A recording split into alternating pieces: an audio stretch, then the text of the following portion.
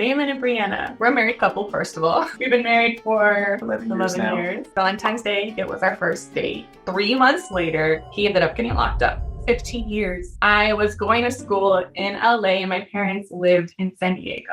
And so when I would come and visit them, I would go to church with them. That's where he was at. When she first walked through the doors of the church, I looked. I said, yeah, I'm going to get her. We went and did a ministry by giving food away to the homeless. So I was carrying the box of food out of my car. And he's like, here, let me take that over for you. And I'm like, what, you think you're a macho man? And he's like, no. I'm a gentleman. We became friends by me stealing his phone and putting my phone number in there. So Valentine's Day 2009 came around. The day before Valentine's, I decided that I was going to be forthright and ask her out for Valentine's. And ever since I've been together. The reason I got incarcerated, I committed a robbery of a jewelry store in Redlands, California. I got caught a couple years prior to that. I had another robbery kind of similar. When you do crimes of similar fashions, you get more time. That's what I got sentenced for and incarcerated for. I listened to everybody around me. I had no idea what I was getting into. I told my parents that my boyfriend was locked up. They were like, leave him. He's not a good person. He's in jail. And I was like, okay, I'm obedient. I listened to my elders. So I guess this is like the right thing to do. The first time he called me from jail, he was not telling me what happened because he can't really talk about it because it's recorded on the phone. But he was talking about his situation a little bit. More than likely, I was looking at a significant amount of time in jail for what they was accusing me of. But now that I've done the time, I let her know that I've always grew up in this kind of arena. So I've always been in jail, out of jail, those type of things, and that it wasn't an easy thing for people to put up with. It tends to make people put their life on hold. Well, you kind of expect people to put their life on hold from your point of view because she's in college. She got so much of a bright future ahead of her. Yeah, so I said, I could stay your friend, you could call me, but we can no longer be together because of what just happened. And he said, I completely understand. So that whole day, after the conversation, I was like, I'm never gonna find anybody. That was my soulmate. Like, I'm never gonna be in love again. Like, oh, I'm gonna have such a lonely life. And it just felt like ages of me just being in that depression of like not having him as my person anymore. The next day, he calls me, which you don't expect them to call because once you break up with someone and say, hey, we can still be friends, you're not friends anymore. You don't call them. But he called me and he kept on trying to act like friendly. Well, since we were good friends still, in a place like that, you miss what you had. Even though it had only been a couple of days, I just wanted to hear a good voice or someone voice I like to hear. So that was my main reason for calling back the next day. Honestly, we said what we said, but I still felt like that was my person. I love her. I was like, I believe that we should still try to give this a shot. If they don't give me so much time that it just puts your life on hold for a long period of time. So we'll go to court and we'll see if it's more than 10 years. If it's more than 10 years, he said that he will break up with me. Right away, I was like, heck yeah, I'll be back with you. Fast forward to his court date, he ended up getting 15 years. There were two things going on. I was attempting to acclimate myself back into that kind of society and still hold on to the person that I love at the same time. It took me probably like another 3 or 4 months to let her know that I want to be with her, period. But I still didn't know how much time I had at that time. Love is a thing. It doesn't take in particular circumstances or things like that. You love someone, you love someone.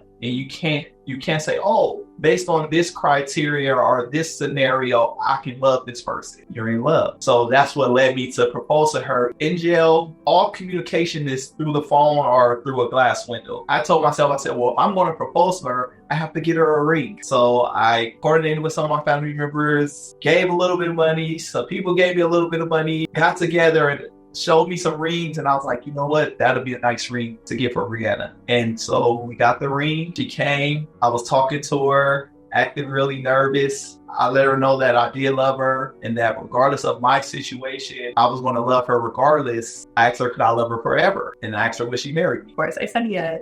right away. He proposed December 17th, 2009. So it was not even a year later. In February, he got sentenced to 15 years. I said, hey, are you going to break up with me now? No, I already put a ring on that finger. It's too late. It's too late. It's over now. So November 2010, we got married in prison. Definitely not what I pictured and what I dreamed of my whole life. And I went with my family. I can only take 5 people in total, including me. So it was my parents, my sister, and his mom. They all have to be on the visiting list. And then all of a sudden, the chaplain comes in and says, hey, let's go get married. Go into a closet. Everybody's like this, got married, and then it was done, and then we go back to our visit like nothing just happened. I try to make it special for me, at least, because you can't do anything. After our visit, we all went and had both of our families to claim jumpers, had a little reception for us, and celebrated that we were married. And then the next day I went to go visit him like if it was our honeymoon, even though it was just a normal visit. Can't do anything. No. And that was that. We've been married ever since. And I made her a cake. Making a cake out of candy. Out of candy and cupcakes. That was our wedding cake. I knew that in order to keep my marriage intact, I had to be completely open and honest about how I feel, my circumstances, and the things that were going on, because that was the only way that our relationship was going to survive. From my perspective, it's definitely communication. I tell him everything of my day, what I did, who I talked to, whatever. So that way he feels like he's out here a little bit and a part of my life. And I at least know that he's safe and good and okay in prison, because prison's not fun. Prison definitely puts a strain on relationships also. Mm-hmm. Because how can you maintain a marriage with a person that's not physically there?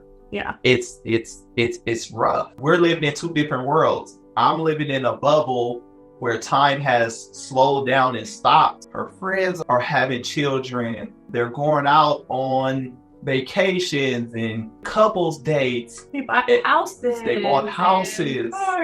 Look at me. So it was a struggle because I had to try to comfort her in the best way that I can, to let her know that our marriage is good, it's strong, it's just different than other people's because of our circumstances. You definitely feel like, as the person outside, you're in prison as well, because their time has stopped and your time is like racing around you, but you can't move anywhere or move on with your life like you can personally, but like you feel like you're kind of stuck too because you don't have your person. It's not also because you're not here, but in a normal marriage, the man is out here working, also providing for like the house. And I have my team, but he's not here. So I have to do everything by myself. I have to make sure that I survive out here, that I'm helping him survive in there. Because again, prison is not cheap. All your money goes there. Your money goes to visiting him, phone calls, food, survival. So it's definitely not cheap. So you have to figure out how to make it easier on yourself, trying to excel for yourself and for each other, even though he's not here. You also hear everybody else's opinions of what's going on in our life, because they see, oh, Damon's in prison. He's not a good guy. Okay, yes, he did a crime. That was not a good idea, but this man is a good man. People don't see our marriage. They only see what I say or see our pictures, which are always like lovey-dovey. Just the fact that he's in prison, they don't like it. People are trying to tell you how to live your own life and don't know what it really entails. It really became to me always being obedient, which I am still obedient, but I also have more of a voice in saying, you know what? I don't care what you think. God's got me. God understands and knows what we're going through. So it's only between me, him, and God. That's it. Sorry. I try my best to stay out of situations that will cause her mental stress, or try not to be too much of a financial burden on my wife. California is an expensive state to live in. My parents were not for it at all when you first went to jail. Because they're being protective, of course. Like, who's going to want their daughter to be with somebody that's in jail or prison?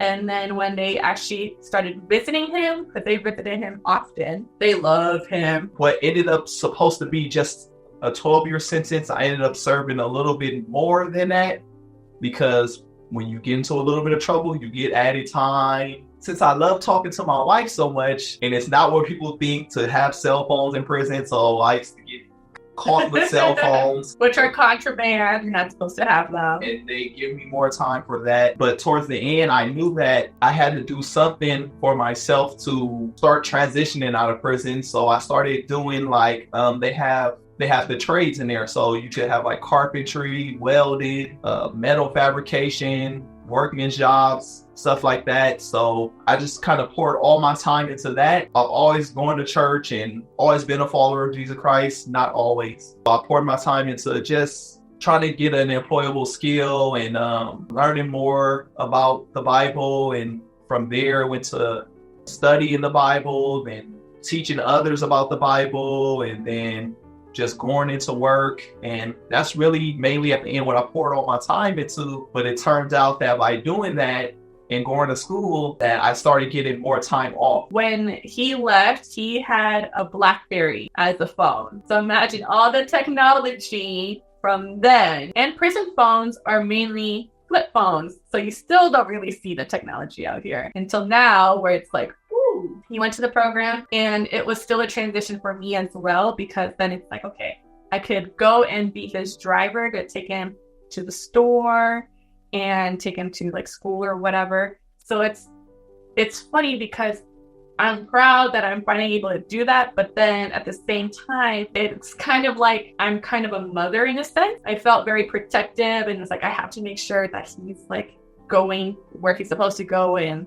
doing what he's supposed to do, and like making sure he's okay, to see if he had any like, anxiety or PTSD. Now out here, I mean, life is much better. Not just being out because I went to jail and got out before, but when you're out and you're actually making a positive contribution to the people around you, you're not engaging in crime. I'm living life the way I always should have, even though it's a whole different kind of life, because you have responsibilities and there's standards to things. And before, you didn't have no responsibility and there was no standard. You just make up the rules as you go along. But I think I'm adapting pretty well. I got a job. I go to school. I clean up sometimes. And we made a thing called an experience book. We got pages and pages and pages of things that we're going to do. And we try to, every once in a while, we try to knock things off the list. The local attractions, Belmont Park, the beaches, Coronado, all the places down here in San Diego. We try to like check things off our list and just try to enjoy and love life. And we want to do all that experience stuff, and we will. But it also means you need money in order to do that. And trying to first figure out life together and figure out being newlyweds in a sense, it'll take a while for us to get through that experience list. So you're able to get through our little things and doing one thing at a time or whatever. But it'll be nice to experience all that. So I have a TikTok. I just decided to do it out of the blue. My name is Bree Searcy, by the way. I mainly focus on prison-related material. I thought it was important to share information about prison, not only to help prison wives and helping them through their journey to make sure that they're not in it alone, but also to show other people that have nobody in prison that we're normal. Before he was in prison, I was like, there's no way I would have anybody in prison. Now that I see it through my eyes and I see other people, there are different walks in life, and this just so happens to be our journey, and that's okay. But look, we're doing the thing, and we're good, and we're okay, and I'm not a bad person, and he's not a bad person. Hey, this is my life, So it's very important for me to show that part. But my main focus was to show other prison wives or prison girlfriends or people that have someone in prison that they're not alone. They're not bad people. Just so happens I can get a bad thing. We chose to share our story on camera because, again, I feel like it's important to show that people can make it through. Prison is hard, and your relationship will go through a lot of things in prison, and especially after prison, because I'm not the same person I was when he first went in, and he's not the same person either. We both have to work together and start a new life again, but it is possible, and we are still in love, right, baby? Indeed. It does work out in the end. You have to be persistent and persevere, and like I said, good communication. It will work out in the end. If that's your person and it's just you guys are determined that you're going to be together, can't nothing stop you. A lot though, you still have to focus on yourself. I had to make myself a better person to even contribute any goodness to my marriage in the first place. Exactly. It wasn't going to work if I didn't work on myself. There's a lot of guys in there that are probably sitting and thinking like, okay, yeah, I'm going to get out one day, but I'm going to go right back to where I was at. And that's not always the case. You gotta want better for yourself, and you have to work on yourself to make that happen. No one's going to make it happen for you. There's no such thing as the blame game. Oh, because of these things in the past, I can't go forward in the future and become a better person. You have to drop all that stuff. You have to let it go. The past is the past. You have a bright future if you want to make it so. And no one's going to hand you anything. So I shared my story because I just want people to know that it's possible. The day I got out of prison, I actually went straight from prison, straight to the program. And I was out of state, of course. She was in South Carolina. South Carolina. Okay. She was out South Carolina with her family. So the day I got out of prison, I went directly to the program. My dream for the last decade was the day I see those gates open and he comes out, and then I'm like ecstatic and crying and jump into his arms, and we just jump in the car and drive away and hurry up and get out of the prison before they change their mind. That was my dream. So I was happy that he was able to be a part of that transitioning program, because not a lot of people do. At the same time, I was so heartbroken. I knew that I couldn't go pick him up, that they were just going to come and drive him and drop him off. And he was still not in range for me to go and do all that. We moved into our new place like a week before, and he was able to help us move. So that's great. But the day he got out, I went to that program and I acted like if I was supposed to act like if he got out of prison. It's funny seeing him do things for the first time. That's what I love, is being able to experience things with him for the very first time in your life or after prison, and see how he reacts, or if he's gonna love it or hate it, or, you know, it's fun. It's more than a normal marriage, I feel like. More than a normal new marriage. You're brand new to the world. The one thing I would want people to take from this whole story is live your life, love your life. And I always say that, and I have it tattooed. So I guess it's just a part of me. Just make sure the energy you put out and the things that you do is just good for yourself and those around you. And that redemption is a real thing. If you're religious, you will believe, like I believe, that Christ redeemed you. If you're not religious, you can, by your sheer willpower, I believe, you can redeem yourself. Life is what you make it, and it's yours to live. Don't just waste it on nothing. Thank you for watching. And we hope you learned something new today, and stay here for more content. Peace. Peace.